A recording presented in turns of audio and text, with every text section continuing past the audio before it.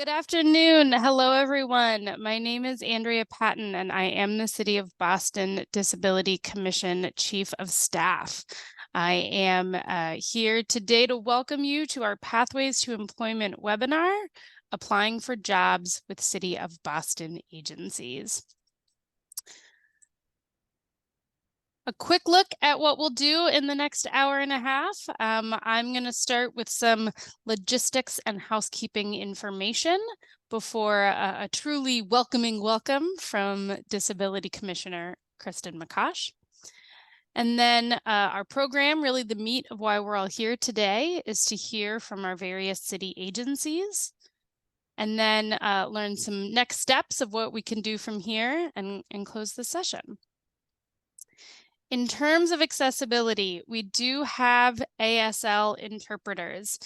If you need the ability to multi-pin, so you can pin all of the interpreters, please let me know in the chat, and I will give you that permission so you can pin our interpreters. We will also ask folks to do a brief visual description of themselves for our blind or low vision attendees. I am a white woman wearing glasses and a headset with a very messy office behind me. We're also going to ask folks to describe any visuals on their slides. You'll see that there are some screenshots of our different portals for how you can apply for jobs.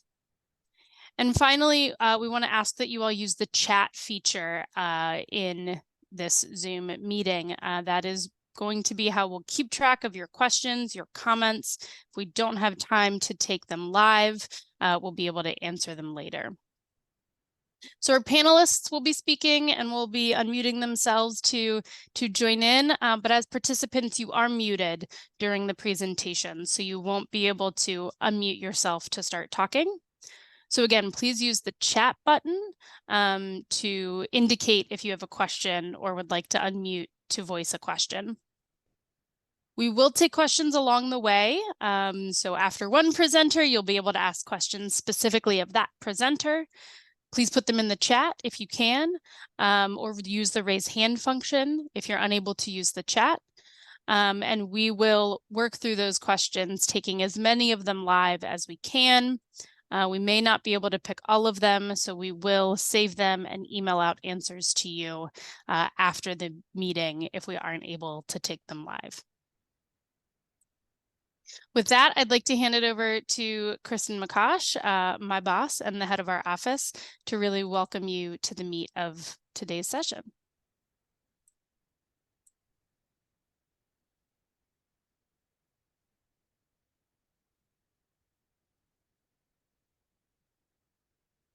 Thank you, Andrea, and welcome everybody to our Pathways to Employment for employment with the City of Boston. I'd like to welcome all of our participants and give a special thank you to our panelists who you will hear from soon.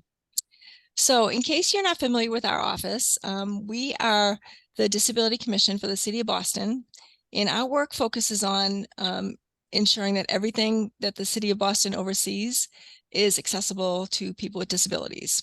So that means everything that the local government does, from policies and programs to sidewalks and buildings like schools, libraries and parks. Everything that we do, we ensure is accessible to people with disabilities. But more than that, we want to work on inclusion.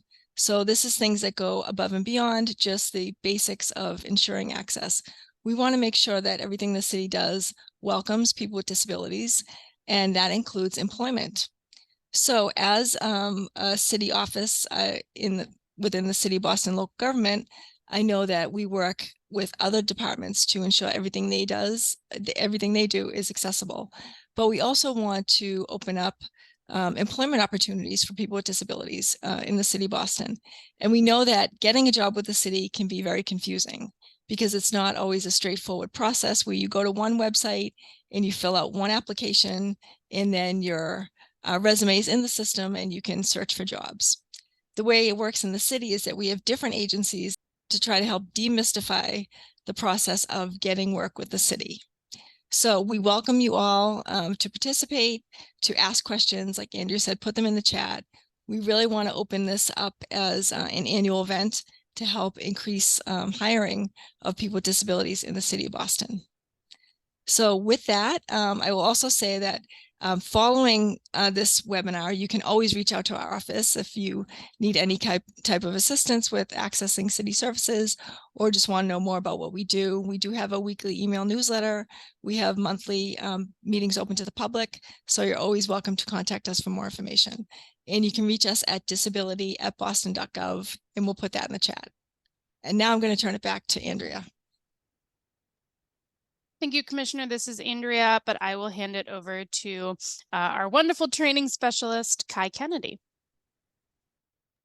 Hi, good morning, everyone. Thank you, Andrea and Commissioner McCosh. Yes, my name is Kai. I don't have my video on, but my image is a feminine Black person wearing gold glasses that are square-shaped, and I have curly hair parted down the middle. I am the Accessibility and Inclusion Training Specialist for the City of Boston. And I know we're a little bit couple. Hi,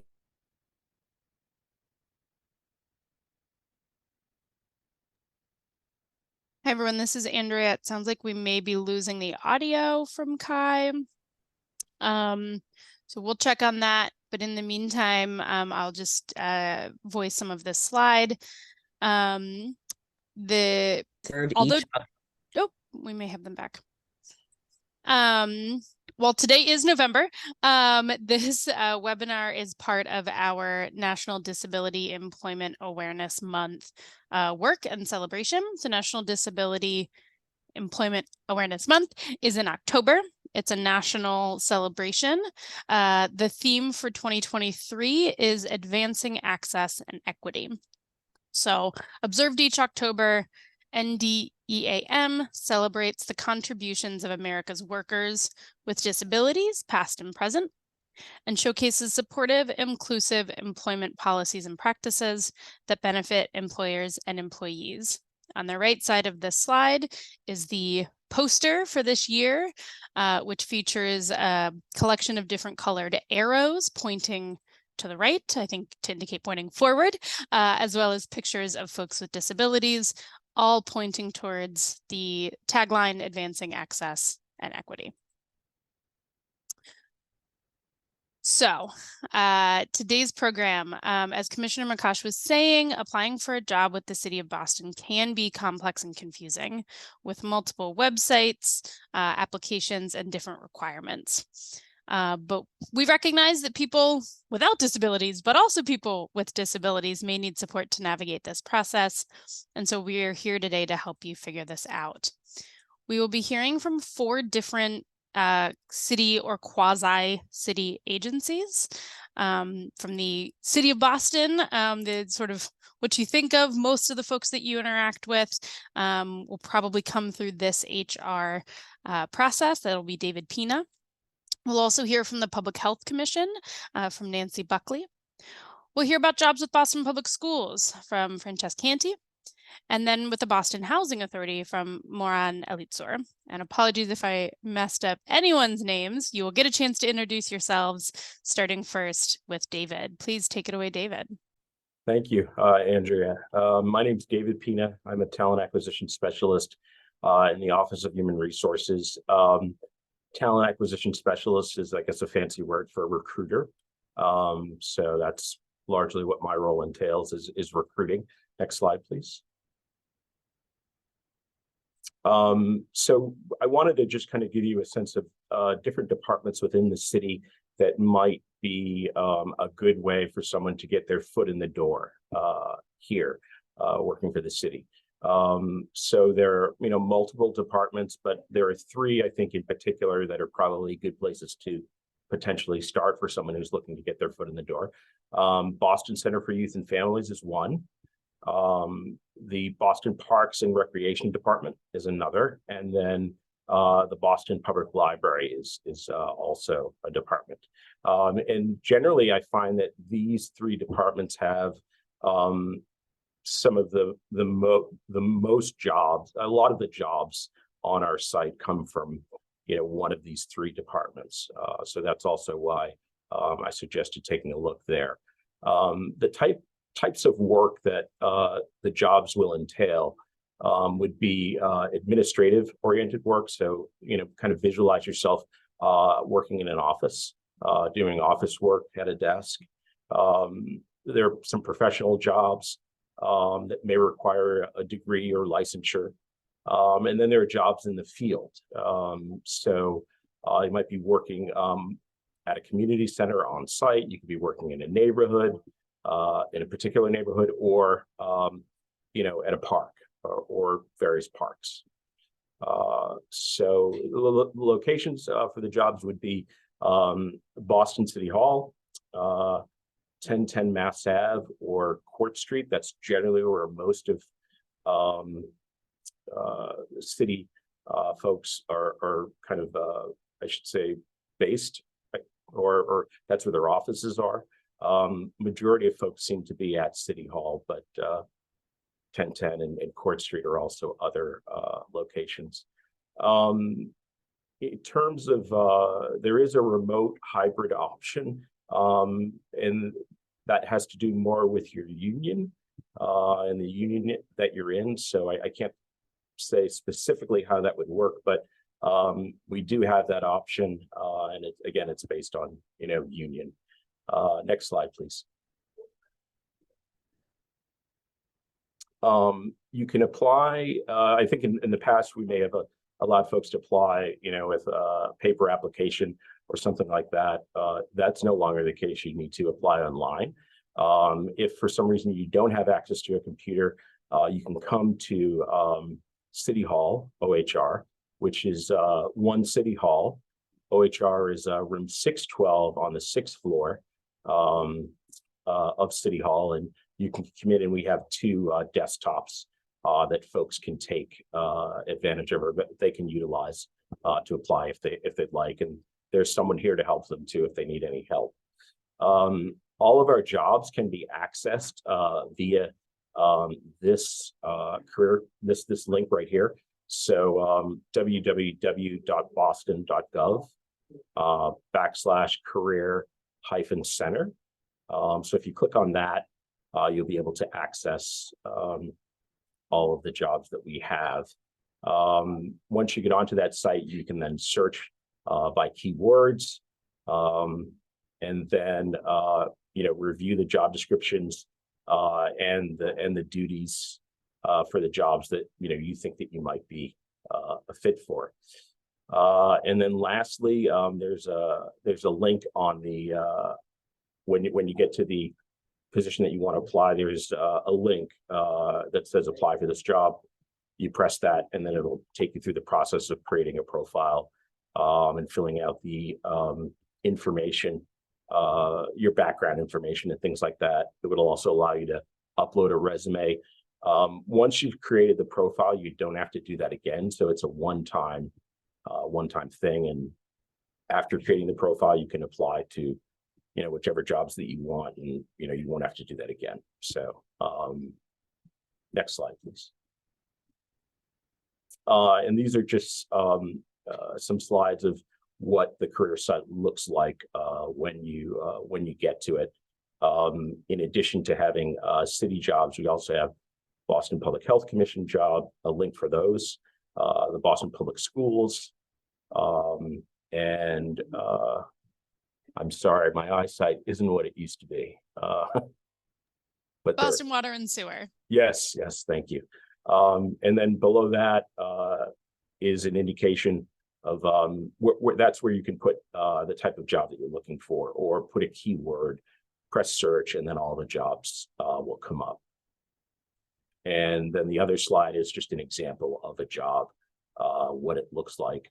And then the apply button that I mentioned in the last slide is this blue button right here, enclosed in yellow, highlighted in yellow, I should say. So that's that. Next slide, please. In terms of requesting reasonable accommodations, that would be something that you would you could speak with the hiring manager about. If you needed reasonable accommodations for interviews, and then once you're hired, you could speak with your supervisor regarding any accommodations that you might need. There's not an ADA contact within OHR. That's something that I think you could reach out to the Disabilities Commission about, or possibly speak with your supervisor. And that's about it from me, but I'm willing to answer any questions that folks might have. I can also give you my email address. It's david.pina@boston.gov. David, Yes, sir. somebody has a question for you. What jobs are not a part of the what job are not a part of the union? It will say it on the application. There will be there'll be some sort of indication of whether it is a union job or not on the job description when you look at it. So when you're applying, you'll be able to determine before you apply whether it's a union job or not. So, but I can't tell you off the top of my head which ones are. I did not see the slideshow.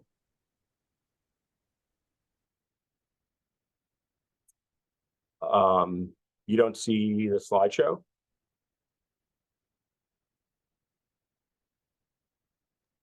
Hi, this is Andrea. Yeah, so the slide, I think he's referring to the screenshots that we had of the jobs. So I can see. go back to that Okay. really quickly. Let's see. So it's not in the image here, but this image here of the Recreation Resource Development Manager, which has all the information about what the job description is, there will be down at the bottom whether or not it's part of a union, right? David, it's on that posting down at the bottom. Yes, it'll be on the posting. I off the top of my head, I'm not exactly sure where, but it is definitely, it says it's somewhere on the posting whether or not it's a union job or not.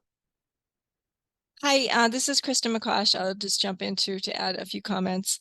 But earlier, I'm sorry, I forgot to describe myself. I am a white female with blonde hair and glasses, and behind me is a backdrop of City Hall, Boston City Hall.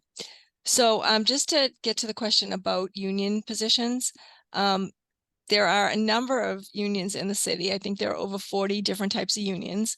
So the type of job that you would be applying for may have a specific union. Like if you're applying for a job as a teacher, the Boston Teachers Union would be something you'd be a part of. If you are working in the service industry, it might be SEIU, which is another big union.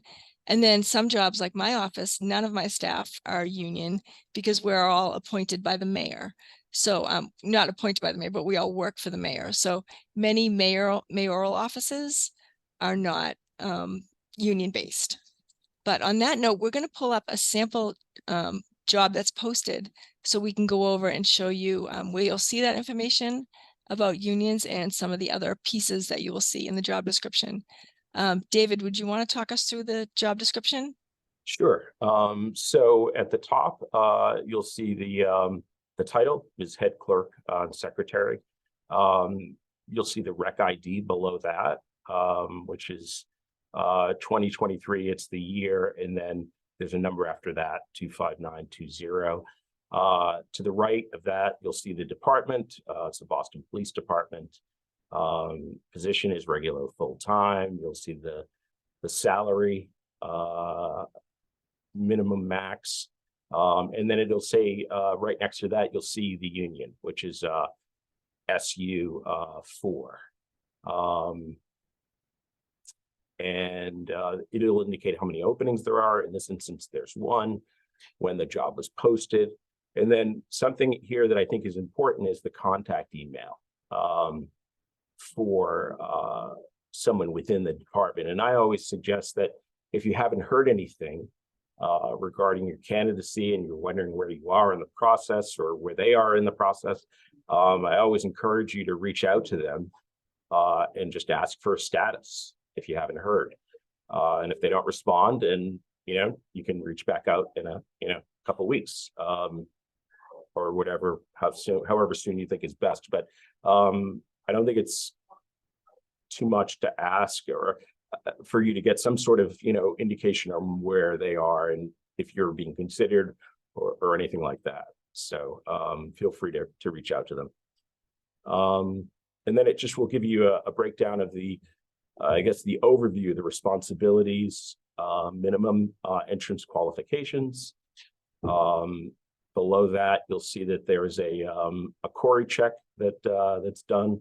A lot of the positions that we have, not a lot, but there are a fair amount that will require a query check based on the population that the person that is working in this role is dealing with, or the population that the department is dealing with.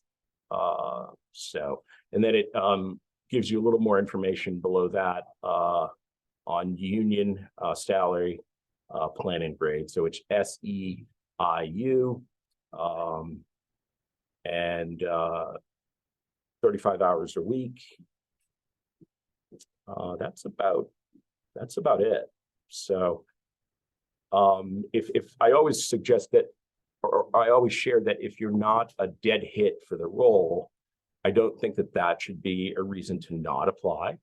So if you feel that you have some of the responsibilities that they're looking for, I would give it a shot and apply for the role. So don't be discouraged if you don't look at your resume and look at the job description and it's not like a direct hit.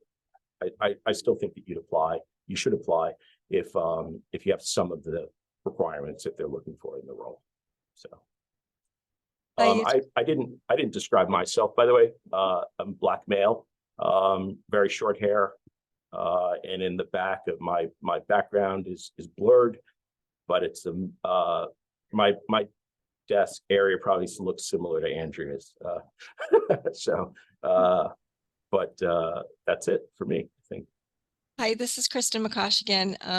Just to jump back in, one thing I like to say about the city is we have all kinds of jobs, everything from GED to PhD and everything in between. So whether you're looking to get out and work in the field, like work in a park or work with children, or be a teacher, or on the other side of it, if you like to just work in an office, if you want to work on the computer all day, if you rather work independently rather than in a group, there are those types of positions too. So please check the City of Boston website, and we'll put that website again in the chat just so you have it easily accessible.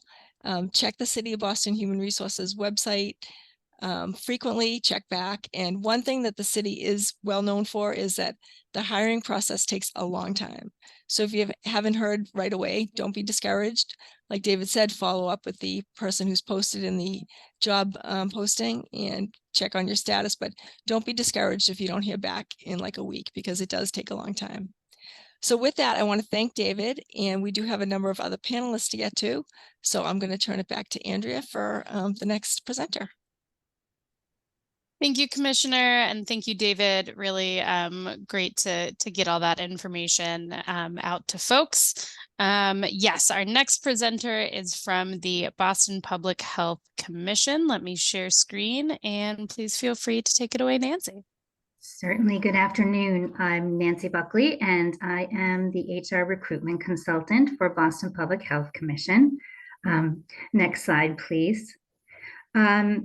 To explain a little bit more about who the Public Health Commission are, we are an independent agency. We're governed by a 7-member Board of Health. However, our board members are appointed by the Mayor of Boston. Our mission is to work in partnership with communities to protect and promote the health and well-being of all Boston residents, especially those impacted by racism and systemic inequities. Within the commission, we have 18 public health service centers, as well as 6 bureaus providing over 40 programs within the city of Boston. A wide range of programming, child, adolescent, and family health, community health initiatives, infectious disease initiatives, both homeless services and recovery services, and also emergency medical services. A lot of people don't realize that Boston EMS is a part of Boston Public Health Commission. And I apologize, I forgot to describe myself.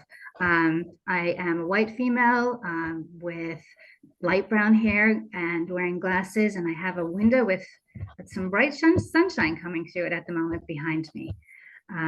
But if I could ask for the next slide, please. So this is an outline of the bureaus and services within the commission. I can share with you at this time, we have about 100 openings at Boston Public Health Commission, and many of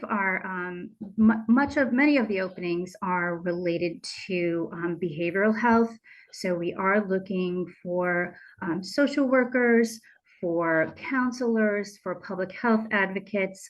But in addition, we also have positions within our more traditional administrative types of roles, finance, payroll, administrative assistant positions. So there are a wide range of openings within the commission. Next slide, please. I just described some of the types of employment that we have open within the commission. A location of jobs, we are also located at 1010 Mass Ave, and we have a number of different locations in other areas of the city as well. We do run 2 emergency homeless shelters within the city of Boston. So those employees who work in both our Homeless Services Bureau and our Recovery Services Bureau are mostly on site. We do have remote and hybrid positions as well. Currently, we're working our hybrid schedule is 3 days in the office and 2 days remote. But again, that does depend upon the position. We also have unions within Boston Public Health Commission, and we do include that information on our job descriptions on our careers page. So if I could ask for the next slide, please. So the application process, careers.bphc.org is where we list all of our current job openings. You will see the online job description, as well as have the opportunity to apply directly online.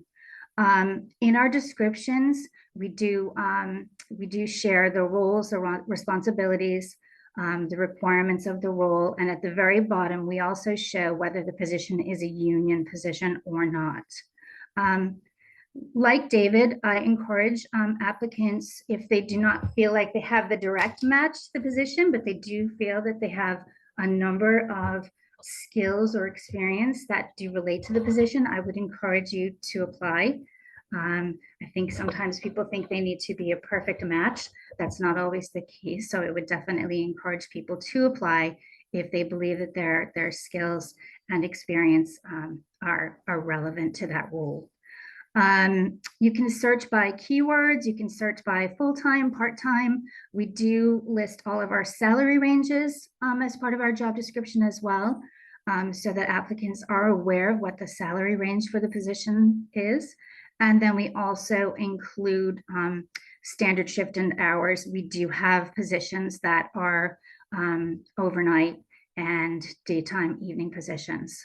So we do run sort of the 24/7 operation. Next slide, please, Andrea. You can click the blue link that says apply. You can create your profile. You can fill in the sections for your education and experience, and you can upload your resume. As the commissioner mentioned, it sometimes can be a lengthy process to apply through City of Boston. It can also be a lengthy process for us. So I would also say, please don't be discouraged if it seems as if it's taking a little bit of time. It does seem to be a relatively slow moving process for us on some occasions as well. Next slide, please. Requesting accommodations. If you need to request an accommodation during the application process, you can reach out to me and I will put you in contact with our accommodations contact on our benefits team. Same for interviews and also once hired with the commission. I have provided my email address, which is nbuckley@bphc.org, as well as the human resources email address, which is humanresources bphc.org. And I believe that's it. Thank you.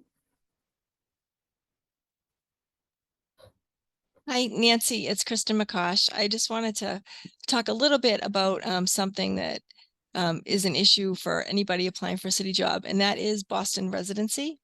Sure. Yes. I know a number of the jobs in City Hall require Boston residency, probably most of them. And I'm wondering what it's like at the Boston Public Health Commission. We have a Boston residency requirement for all of our full-time and part-time positions. And is that upon hire, or do people get like 6 months to move into the city? How does that work? So you do not have to be a Boston resident as you move through the interview process, but prior to first day of employment, you do need to show proof of residency. So it is prior to beginning your employment with us. Okay. That's the same for us. All positions require residency, and yeah, you could apply and not be a resident, but be prepared to be a resident on the first day of employment. Okay.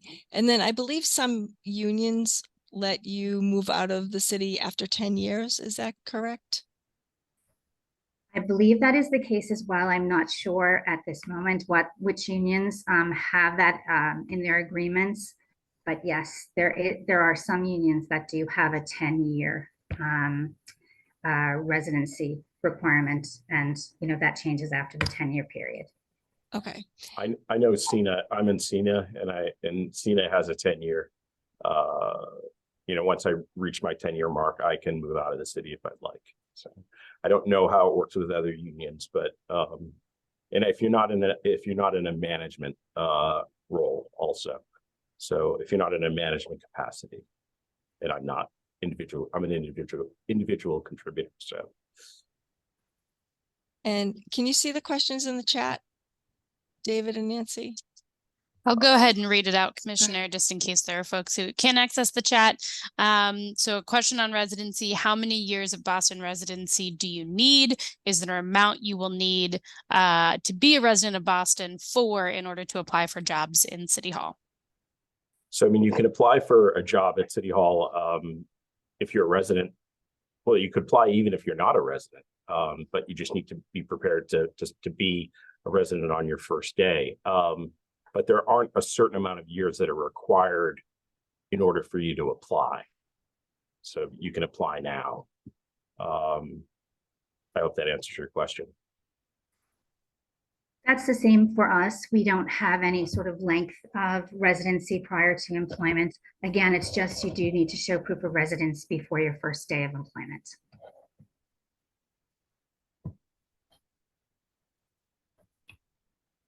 Fantastic. Any other questions about employment with the Boston Public Health Commission? Okay. If you think of them later, the chat will be there until the end of the event. Nancy, I believe you can stay, but even if you can't, we can always forward them to you if folks have ones along the way. Thank you. Actually, I did think of one a final question. Nancy, I saw on one of the slides it said 120 jobs open. Is that currently about what you have, the number of positions you have open? I think we're down to about 100 to 110. We seem to be sort of wavering between that number of openings. So around 100 openings, which for us is a large number. Okay. And David, do you have any idea how many openings there are in City Hall? I need to confirm it, and I can get back to you. Okay, great. But just for our audience, I hope you'll be encouraged by this statistic, because there are tons of openings in the city right now, and we're really looking for good people to apply. So please be encouraged by that number of openings. And, after this webinar, we hope you'll take steps to apply. Andrea.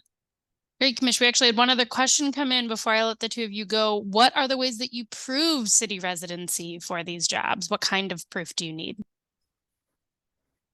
That's a great question.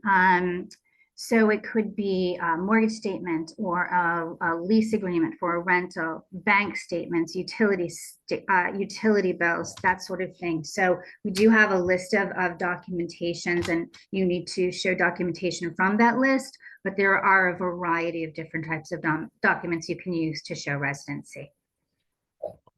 Ours is very similar to Nancy. So yeah, I mean, there'll be a list that they'll ask you for, when you're getting hired. And Andrew, I see one other question in the chat. Would you want to read that one?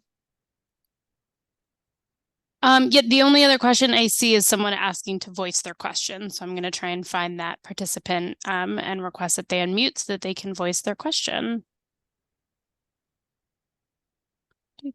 Sorry, we've got a lot of folks, a lot of scrolling that I need to do. Okay. Ria, I have just sent you a request to unmute if you would like to voice your question.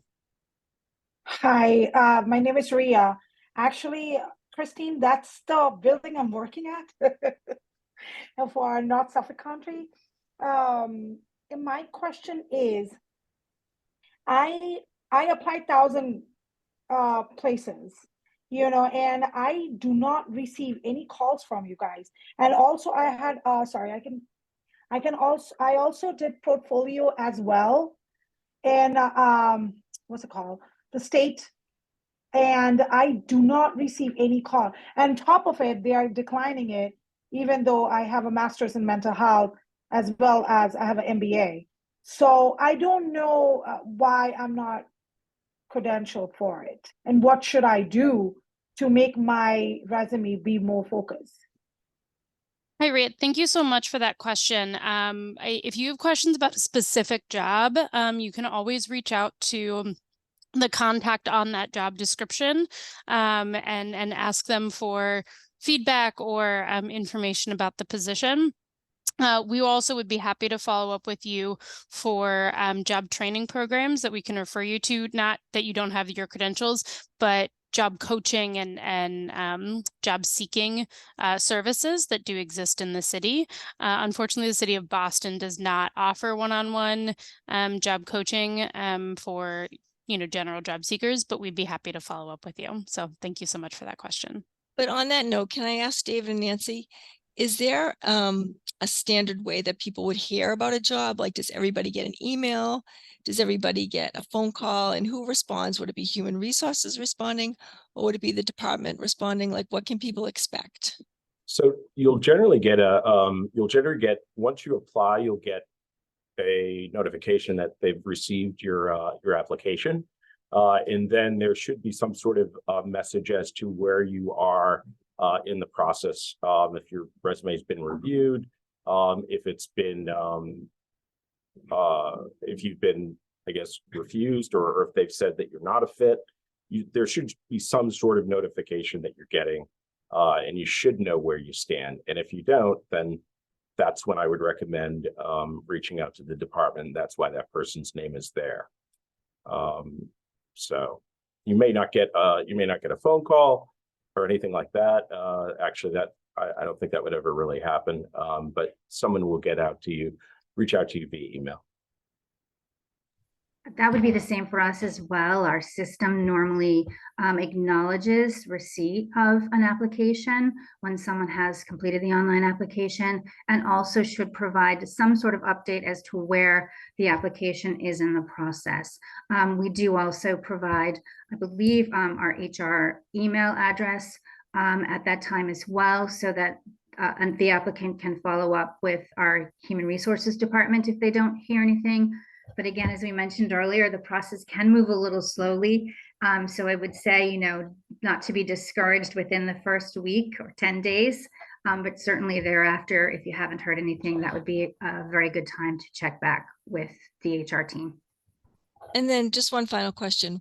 Will all the candidates who apply for a job, will they all hear definitively if they weren't selected? Like, will they get an email that closes it out saying someone else has been hired? That should happen, yes. In some instances, it may not. There may be an issue with the system, but that's supposed to happen. Once the job is closed out, an email goes out stating, that just what's happened ultimately, what's happened with the opportunity. Same for us. Once we've actually offered the position's been accepted, and that's indicated in the system, and email should be sent out to the other applicants to let them know that the position has been filled.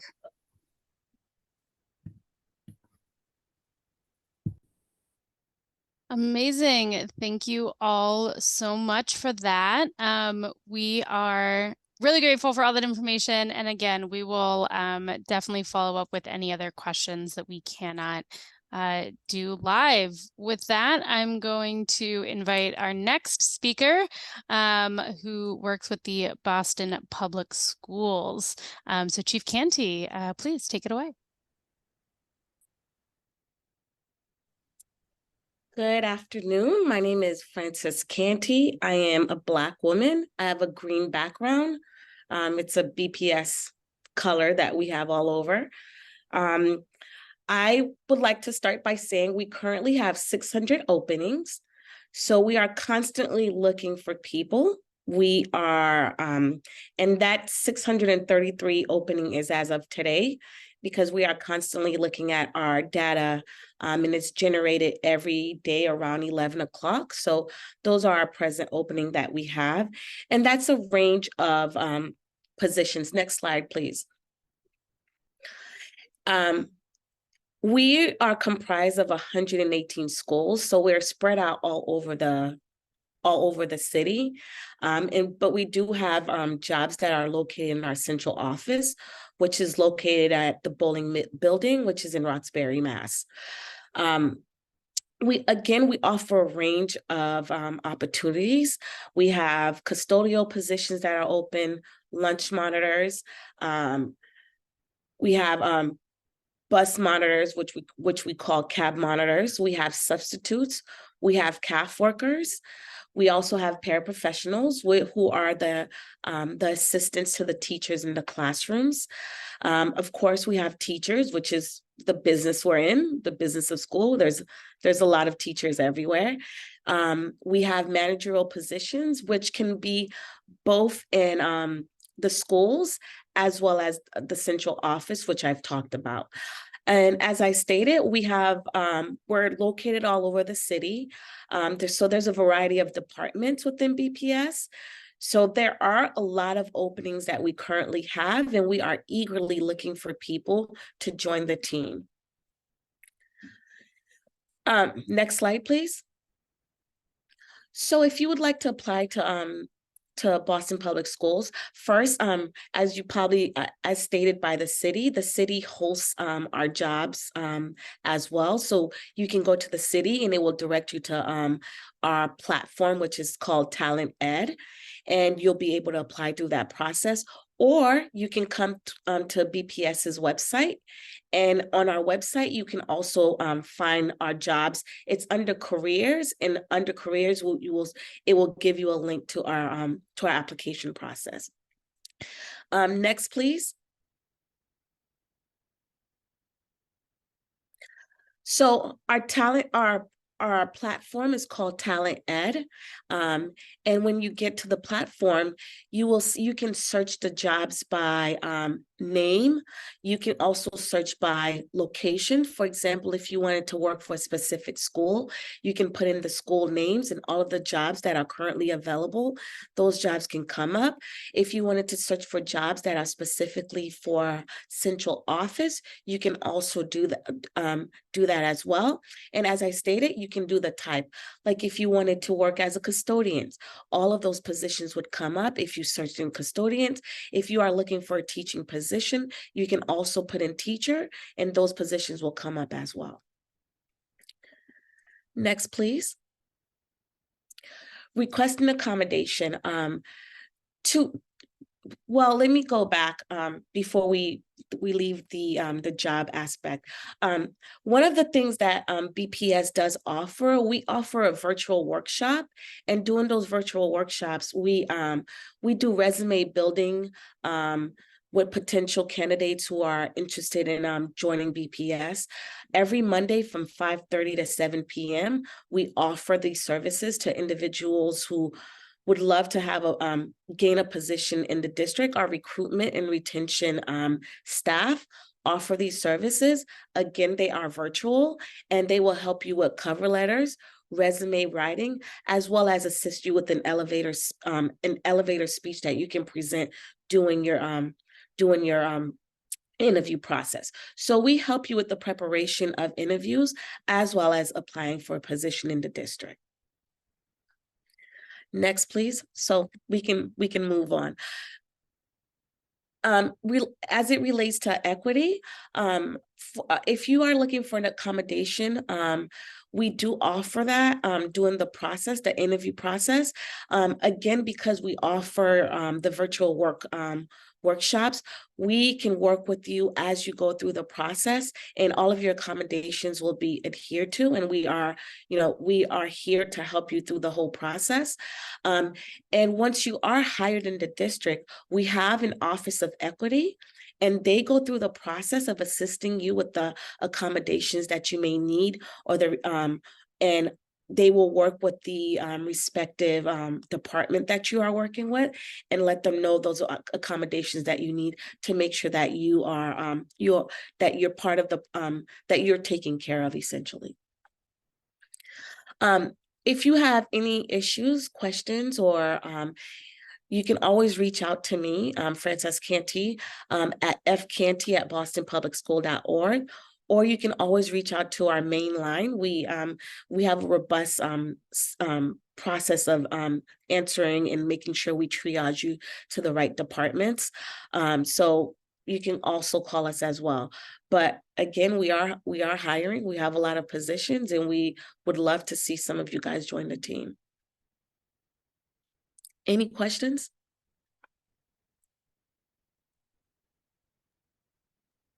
Hi, Frances. It's Kristen McCosh. I did have one question. Does BPS have a residency requirement, and how does that work? So again, it would depend on the union. There is union positions that require that you live in the city. Teachers, the law does not require teachers to live in the city of Boston. Managerial employees, that's an engagement that happens based on the job and things of that nature. That's how that determination is made. But there are some union positions that require you to live in the city for a set amount of time, as articulated by everyone earlier. But I'm assuming, because so many of your roles are teachers, that there's going to be more positions available at Boston Public Schools that are not residency required than maybe some other departments. Is that accurate? Yes. Okay. And what about paraprofessionals, people who help in the classroom? Are they required to be residents? Well, they're not. Okay. And like bus monitors, things like that? I have to check with bus monitors. It would also, again, it would depend on their collective bargaining agreement, but I would have to check. Okay. Will that be listed in? Yes, they would be, it would be listed in the job description. Great. So to all our participants who may not live in the city, this is a great opportunity to apply for a city job at Boston Public Schools.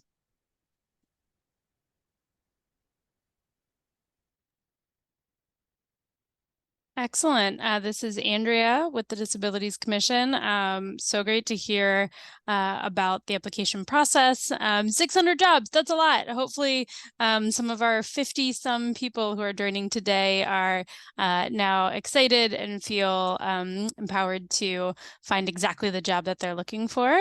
I'm not seeing any questions in the chat specific to this. There are obviously some questions people may be seeing about accessibility features, so I will just pause really quick to let everyone know what we've said in the chat, which is that we will be emailing these slides out after the event. So if you registered using our form, you'll get an email to that email with the slides, with everyone's contact information and all of the links.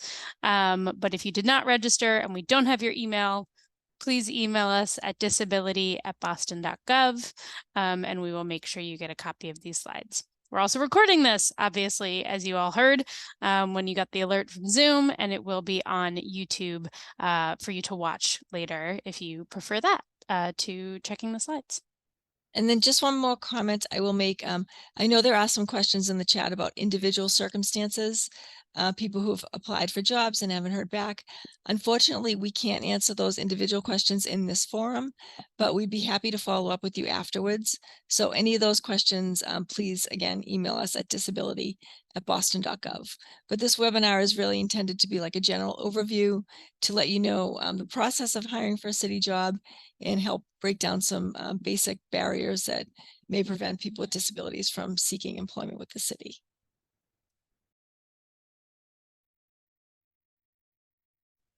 All right, Chief Canty, any last thoughts or comments that you'd like to make before we turn to our final panelist? No, I guess, we offer this, the resume, the virtual workshop. So anyone, if you're looking to apply to Boston Public School, that is a feature that we have available for you. Again, it's every Monday from 5:30 to 7 p.m. This is even if you're, if it's not BPS, this is something we are offering to individuals. So please utilize that if possible. And my staff are more than happy to assist with this. Fantastic. That's such a great resource that I didn't know about. And we've done this a few times. So I'm really glad to hear that today. And we'll be sure to make sure folks know about that moving forward. Thank you so much. All right. And with that, we will move to our next presenter on our final quasi-government agency, or quasi-city agency, I should say, the Boston Housing Authority. Hi, everybody. My name is Marana Litzer. I'm the HR director here at the Boston Housing Authority. I'm in my office, which is at 52 Chauncey Street, right behind Macy's in downtown Crossing. And there's a nice map of demographics of the city of Boston behind me. I'm Middle Eastern, black hair, brown eyes, wearing a light blue shirt. So obviously, thank you guys for including us. We are a quasi-agency. We're actually funded through the federal government. We also have some state properties that we manage and also some city ones. So next slide, please. All right, so what is the Boston Housing Authority? So we were established in 1935, pretty much after the Great Depression, and we offer housing assistance and housing right now for more than 58,000 low and moderate income households, including families, children, adults, elderly, and individuals with disabilities. So, and our statement is in all aspects of our operations, internally and externally, BHA is committed to breaking down the barriers to racial equity and justice in housing and related fields that disproportionately impact Black, Indigenous, and people of color communities. So, what types of employments are here at the Boston Housing Authority? We have a variety. Mainly, the way that I like to break it down is we've got about 63 housing developments throughout the city. And what does that mean? Those are buildings that people live in. So it would be apartment buildings that could run from, upwards. Small ones are like 200 and some units. The larger ones are like in the thousands of units. And we maintain them. So as property managers, we make sure that all the units are in good working condition. And when somebody leaves us, we have new residents coming in. So for some hourly positions, you could look at, we have lots of people in the trades that come. So electrician, plumbers, trade folks. We have openings for custodians and maintenance crew. You do not need to be in the trades to be in the maintenance crew. We also have a large public safety department, and that includes everything from, our own police department, but as well as we have about 100 public safety folks. So kind of like a security person, but without any just in uniform. There's no like taser or or weapon. That person just helps kind of like greet people in as almost like the receptionist at our buildings, especially our elderly and buildings that have folks with disabilities residing in those. And then for our salary positions, we have everything from being a property manager or housing managers, as we call it, to administrative roles, such as roles in human resource, finance, IT. And then we also have, other than our physical public housing units, we also have our Section 8 program. And that program is a voucher program, and you can, if you receive a housing voucher, you may go to other landlords throughout the city and even outside of the city and present those vouchers, and they pay for a portion of your rent. So we have to maintain that program and everybody in that program. So we call those housing specialists, but they're like caseworkers, about like 400 cases a year that they maintain. So our locations, our main headquarters is downtown Crossing, 52 Chauncey Street. And then if you wanted to work at any of our property developments, we've got over 60 of them throughout the city of Boston. But the good thing is that they're all next to public transportation. So they're all MBTA accessible. Next slide, please. So for our application process, you're gonna like this because we make it very easy. You pretty much just go to our website, see what's available, and then you just email us, jobs@bostonhousing.org. Just send us your resume. If you don't have a resume and you just want to fill out a paper application, we have that as well. So you can either reach out to us, or you can email us at jobs@bostonhousing.org and just say, hey, I want to do a paper application. I do recommend work if you don't have a resume to try to work on one, because if you are looking for a job, a lot of places don't offer paper application like we do. Next slide, please. Okay, so I'm trying to think if I missed anything from like what other presenters. We do not require City of Boston resident. You can live anywhere you like. We have hybrid work policy. So a lot of jobs allow you to, come in 2 to 3 days a week into the office, as well as work from home. The other we offer a lot of different benefits. We have MBTA discounts. We're part of the city's pension program. Our healthcare is through the state. So we're really kind of incorporated into the city and the state as a government agency. What was the other question people had? Oh, union. So we have about 7 unions, and we also have non-union roles here at Boston Housing Authority. I will say that if you apply for a union role and you decide, I don't want to be part of the union, I don't want to pay union dues, you don't have to. You can come in, you can, when you interview for the job and get it, when we hire you, you can decide if you want to stay in the union or not. So just putting that out there. Thanks, Ron. And this is Andrew at the Disabilities Commission. This isn't something we talked about with our other presenters, but it's something that I know is a little bit different about your page and your postings. You all have very clearly application deadlines under your jobs. I know for a lot of City of Boston jobs, for example, they're often posted until a critical mass of applications are in, and then they get pulled down. So sometimes we tell people, if you see a job you like, apply, because it could, go away at some other time. But you all post very specific application deadlines. Is there anything you would like to say about that? Yes. So right now, and we are looking to get a new automated system for our app, what we call recruitment software. We don't have that yet. It'll probably be a year before we get anything. So we have deadlines, and we post those deadlines. And the deadlines are just 2 weeks. So we post for 2 weeks, and then it goes down. And then if we don't find somebody or nobody applies, we'll post again. So my biggest recommendation, and to make this as easy as possible, if you go on our website and you sign up for our newsletter, okay, you can click on job opportunities, and anytime we post a new job opportunity, you'll get an email. And so that can give you a nice alert of what's available, because our postings are only up for 2 weeks.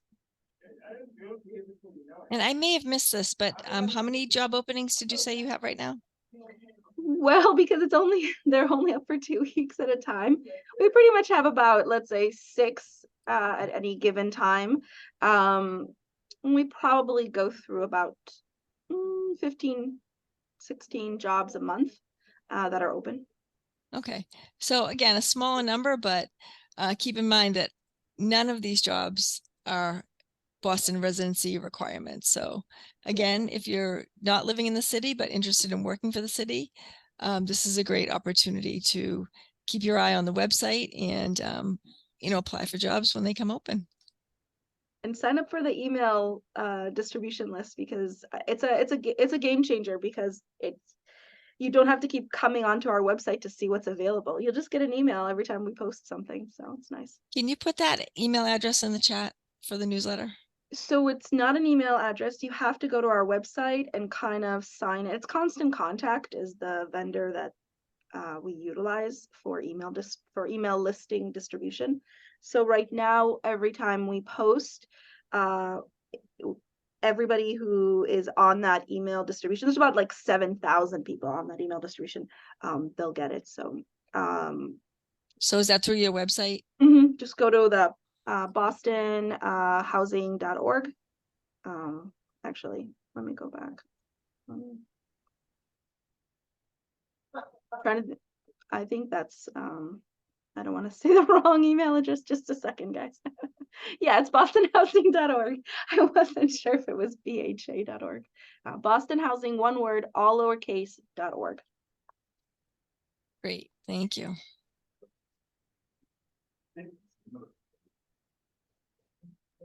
Excellent. Thank you so much. This is Andrea.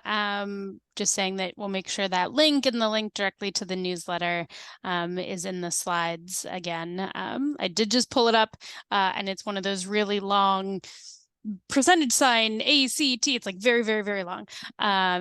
So we'll make sure it's linked in the chat or linked in the slides for folks to click on.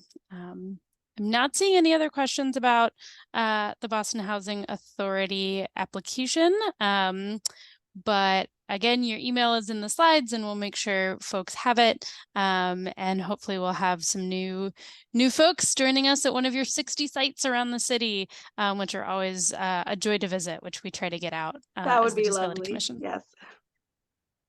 Great. Thank you so much. With that, we'll turn to the final portion of our agenda, which is talking a little bit about disability rights in employment.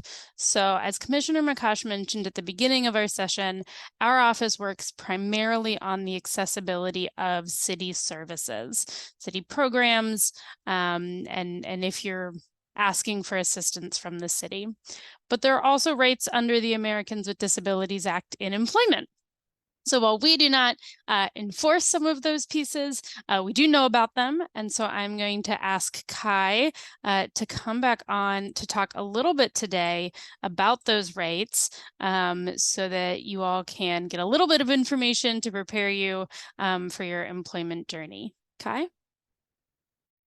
Thank you so much, Andrea. And yeah, this is going to be just some general background on the Americans with Disabilities Act, or the ADA, and kind of what your rights are as an employee. So we'll go ahead and get into this section. So again, the Americans with Disability Act is ADA for short. This is a civil rights law that protects persons with disabilities, and it's divided into 5 separate titles. So today we're just talking about Title I, which covers employee rights. And disability as defined by the ADA is a person who has a physical or mental impairment that substantially limits one or more major life activity, including people who have a record of such impairment or people who are regarded as having a disability. So basically what that means is if you, let's say, are a cancer survivor, you no longer had cancer, but you did in the past, this means that you have a record of an impairment and you cannot be discriminated on that. And another example would be maybe if you are the survivor of a fire and you may have burns on your face, you might not consider yourself disabled, but other folks might perceive you or regard you as being disabled. And so you would be protected and cannot be discriminated against that on that basis as well. So this title protects all aspects of employment. That is from the application process to interview, hiring, and as well as once hired. Once you're hired, all of these aspects also apply to things within the position. So promotions, raises, performance evaluations, professional development opportunities, terminations, anything having to do with employment. So this prohibits discrimination against qualified individuals with disabilities. And by qualified individual, this term is roughly defined as an individual who meets the skill, experience, education, or other job-related requirements and can still perform the essential functions of a job with or without reasonable accommodations. And we'll talk a little bit about what an essential function is, how you know it's an essential function, as well as what a reasonable accommodation is. An employer does not have to retain or hire an employee who cannot perform the essential functions of a job just because they have a disability. So that's a very common misconception that employers have, that if somebody has a disability, they are not required to do certain parts of their job. And that's not true. If they can still do it, again, with or without an accommodation, then they are still qualified to do that job. So we can go ahead to the next slide. Okay, so I said we'll talk a little bit about essential functions. That is this slide. So this is a fundamental duty of the job, something that you have to be able to do in order for the job to get done. It specifies what has to be done and not necessarily how it's done. And so essential functions can also be considered essential if that position exists specifically to perform that job. Some other ways that they kind of identify an essential function would be if only a limited number of people can do that job, or it requires a certain training or experience of that job. An example that I've used before or that I've heard before is that even if you don't on a regular basis have to crash land a plane, if you can't do that at all, then you still can't be a pilot. So crash landings are not very common. They thankfully don't happen as much as I'm sure they used to in the past. But if a pilot or somebody applying for that job says, honestly, I've never been trained to do that, then they're not qualified to do that job, even though it's not performed all the time. It is dangerous if not performed. So that brings us to the next section saying that even if including the amount of time spent on a function, if what happens when the function is not performed is dangerous, then it's still an essential function. So just what I described about the crash landing. Employees with disabilities are still expected to perform the essential function of a job with or without a reasonable accommodation. So I said we would talk about what that is, and we can go ahead to the next slide. So a reasonable accommodation under Title I of the ADA is a protected right. These accommodations must be approved by the employer unless it can be proven that the accommodations will cause the employer undue financial or administrative hardship. And this is a case-by-case thing. So just because a previous employee requested a similar or the same accommodation, and at that point in time, it was deemed a financial or administrative hardship, doesn't mean that a future employee should also be deemed on that same basis. It's case-by-case. And the employer has to be able to show that it is actually an undue hardship. So accommodations that change or remove the essential function of a job can be denied. So for example, if you are asking to work from home for a job that requires you to check guests into a hotel, obviously you can't do that if you're not actually at the hotel. So that can be denied because it takes away the essential function of a job. And an employer cannot require you to accept an accommodation or take away that accommodation without discussing it with you first. This is called the interactive process. So basically, you will have meetings with your employer to discuss how an accommodation might work, if it'll work for you. And then throughout your employment there, that process should be ongoing. So continuing to check in to make sure that the accommodation still works. Do we need adjustments to it? Do we need to add more accommodations? That sort of thing. Next slide. So again, I just mentioned the process must be interactive. Once an employee has chosen to disclose their disability, it is appropriate to ask if they need an accommodation. So though we don't really recommend doing that during the interview process, if your employer asks you after you've already disclosed, is there anything that I can do to help make your job easier? That's perfectly acceptable. They don't have to be in writing, that's okay, but a lot of employees will choose to submit the request in writing to protect themselves. And most managers will also ask that you have it in writing for their purposes as well to protect the managers. If a disability is not obvious, it is perfectly acceptable for an employer to ask for supporting documentation. It doesn't have to be your entire medical record or anything of that nature, but for example, if you are saying that you need to eat at a job or an office where there's a no food policy, it might be appropriate for the employer to ask you to have a doctor's note that states that you must eat every 3 hours in order to maintain stable blood sugar. They don't necessarily have to elaborate on why you need to do that or anything of that nature, just saying this is something that has to happen for the health of my patient. Yes, please approve this accommodation. That's perfectly acceptable because there's no way to visually see if somebody needs to eat every 3 hours to maintain their blood sugar. And if for some reason the employee can't approve the accommodation, like for example, if they do show that it is an undue hardship or something of that nature, maybe it's not in the budget, they should be able to give another option to you. So for example, if an employer cannot approve the request for dim lighting in an office because maybe other employees need a brighter lighting, they might offer for you to use sunglasses or maybe have a darker workspace onto yourself. And again, I'm just going to reiterate, this process should be ongoing. So it's not just, here's my accommodation, great, you're happy, go do your job. It is, okay, does this still work? Is it, do we need any sort of adjustments? Continuing on every single, employee, employer meeting that you have, performance reviews, et cetera, that process should be continuing to go on to make sure that your accommodations are always being met. And I think that's the last slide. There might be one more. Yep. Okay. So now some examples, because I know that's probably what everyone's asking about or wondering about. So this is a non-exclusive list. There's tons of accommodations that you can possibly ask for. It's all about what your disability is, what things you find helpful, and you feel free to Google things as well. But a short list here could be a remote or hybrid work schedule where there isn't normally one, using a chair or stool to sit on. So for example, if you work at a front desk somewhere and you're required to stand behind the desk for checking people into a hotel or something of that nature, or maybe at a restaurant, you're at a host stand, but you have trouble standing for long periods of time, you can ask for a stool or a chair. Doesn't change the essential function of your job. You're still able to check people in, but this is an accommodation that would help you do your job easier. Another thing is standing desks or noise canceling earplugs or headphones in noisy areas or offices. Again, I mentioned the exception to a no food policy. That is could be an accommodation as well. Some folks might need screen reader programs for their computers if they're blind or low vision. Maybe you need an assigned parking spot that's closer to the building if you have trouble walking far distances. Training materials might need to be in alternative formats. So for example, a PDF instead of an actual textbook or something so that you can use a screen reader, or maybe vice versa. Maybe you need a textbook versus a PDF. Maybe you need it in video format, something of that nature.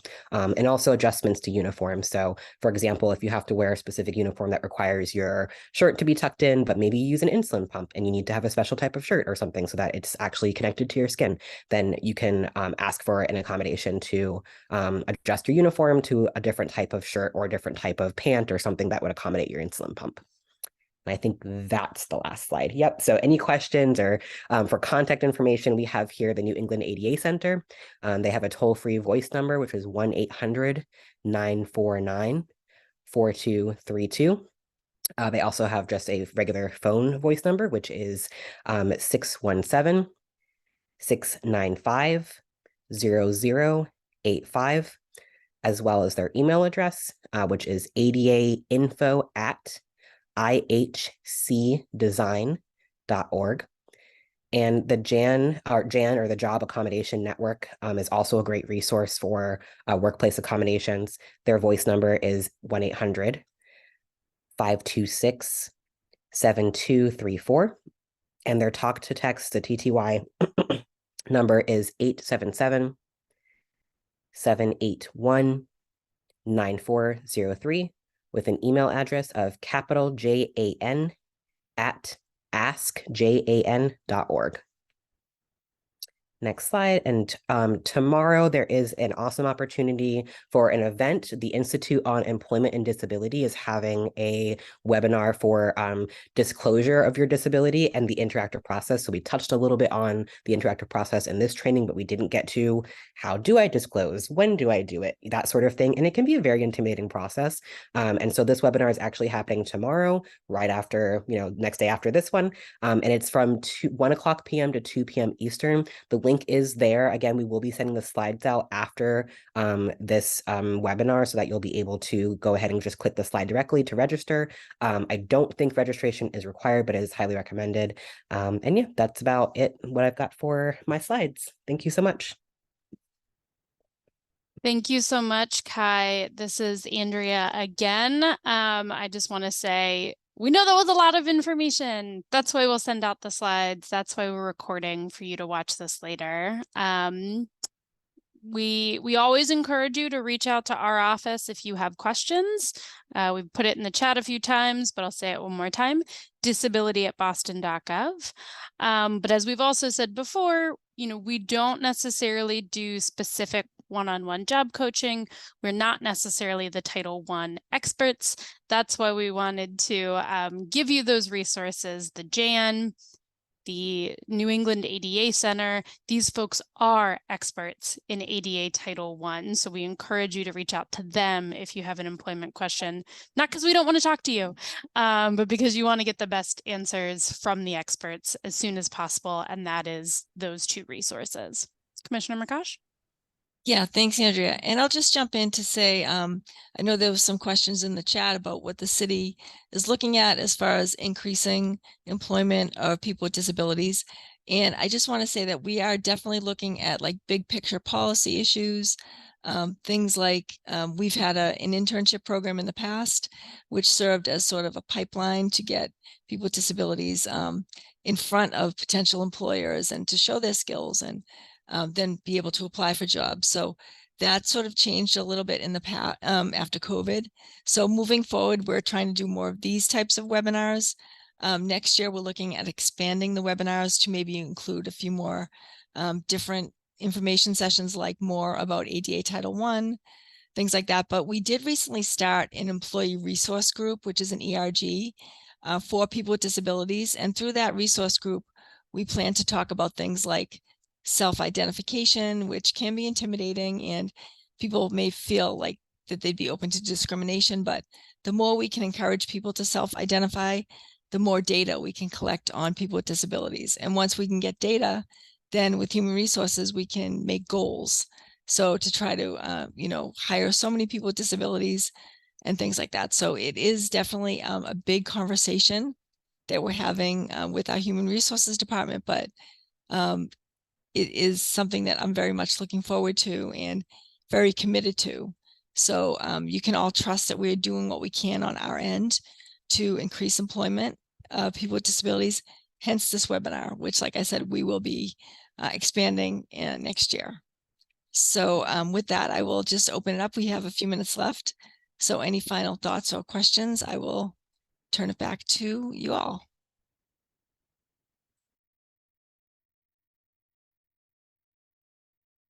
Just in summary, as you're thinking of any final questions, we heard today from the City of Boston's HR department at boston.gov/jobs. We heard from the Boston Public Health Commission at bphc.org. We heard about Boston Public Schools. Not all their jobs are for teachers at bostonpublicschools.org. the Boston Housing Authority. You don't have to live in Boston to work for them. They're at bostonhousing.org. And of course, you can always contact us with questions about the accessibility of city services. We are the Boston Disabilities Commission. You can email us at disability@boston.gov. And one other final note, there is one other city agency which does its own hiring, and that is the Boston Water and Sewer Commission. Unfortunately, we weren't able to bring anyone on to this webinar from that agency, but if you go onto the City of Boston Human Resources page, boston.gov/jobs, those agencies are listed with links. So you can find job openings at the Boston Water and Sewer Commission on that page as well.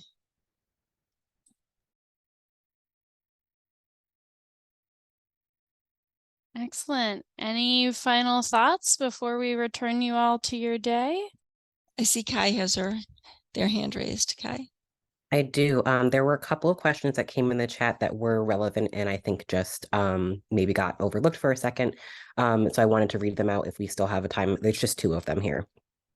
This one is from John. It says, as a service provider supporting people with disabilities in pursuing careers, when we help an individual apply for a position with the city, can we contact David or the disability@boston.gov email for help with connecting with the hiring manager / generally advocating for the opportunity to be interviewed or hired? I reached out to Sylvie, who I think is with Kai directly, and answered that question. But generally, what I recommend is that there is always a name on the job description within it. Maybe not a name, but at least an email, and in some instances a name. And I recommend reaching out to that person to get a status on where you are, in the process. So does that answer that question? I would think so, but Yeah. if John is still here, then they can let you know. And it was actually just that question because another one was a repeat. So thank you. Yep. Great. Thank you. Thanks again, David. Always good to say it multiple times. The email's there for a reason. I know I've gotten emails about jobs we've posted. The same with Commissioner McCosh. Sometimes her email is on it, sometimes mine. We're not hiring right now, so you won't find my email on that page. But yes, those emails go directly, especially to a real person if there is a name associated with it. So they know the most about that job. If I may say, I think it's okay to be pleasantly persistent and, give them a nudge every once in a while if you haven't heard anything. I mean, the worst case scenario is they're going to say, oh, this person wants to work with us too much. I mean, that's not a bad problem to have. But I mean, that someone wants to work for the city, really bad. So I would just keep, knocking until you hear something. As long as you're professional and polite, I think you should be all right. So sorry to interrupt you. And then I had one follow-up question just for all of our panelists. As far as the process of applying, who among you have walk-in places that people can come in and use a computer to apply? And who did we say has paper applications still? Is that just BHA? I will let them chat if they want to chime in, but I believe the Housing Authority is the only one with paper applications left. And then I know the city and BPS have walk-in assistance, but Nancy, I don't know if we asked you that about BPHC. We do not have walk-in, but certainly our main HR email address or our main HR phone number, which is on the slide. If someone needs to request to come in person to complete the application online, we would be willing to work to have them be able to do so. Perfect. Thank you so much.